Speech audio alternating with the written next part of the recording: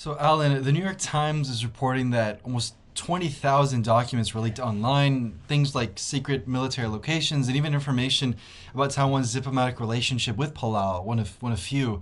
Now, Palau is accusing China, but what do you make of this attack? How significant is this?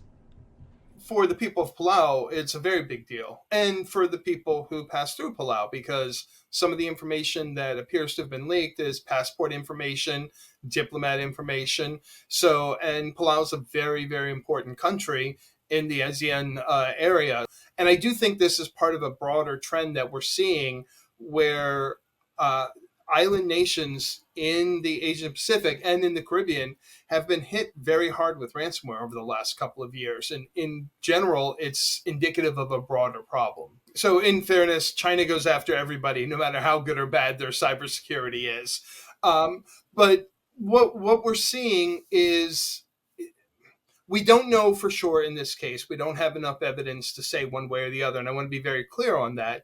But it's wouldn't be the first time that we have seen nation state actors use ransomware as a cover for other types of activity.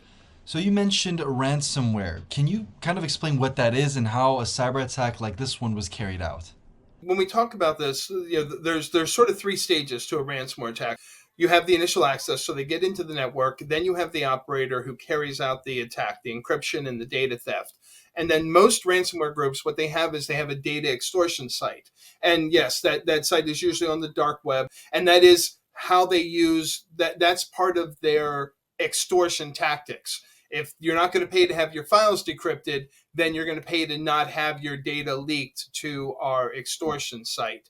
And it is obviously very concerning having that out there. It does absolutely put the nation of Palau at a disadvantage, and it hurts them. Now, as far as other countries not cooperating, that has not been the case. In fact, generally, we see other countries stepping up to help countries like Palau that have been hit. And in fact, that's what we've seen here, where we've seen Taiwan offer to help. We've seen Australia offer to help. We see countries kind of coming together to try and help each other out when we see this kind of attack happen. So, with that being said, do you think that we're going to see more of these attacks happen in the future? And is this going to be part of a trend?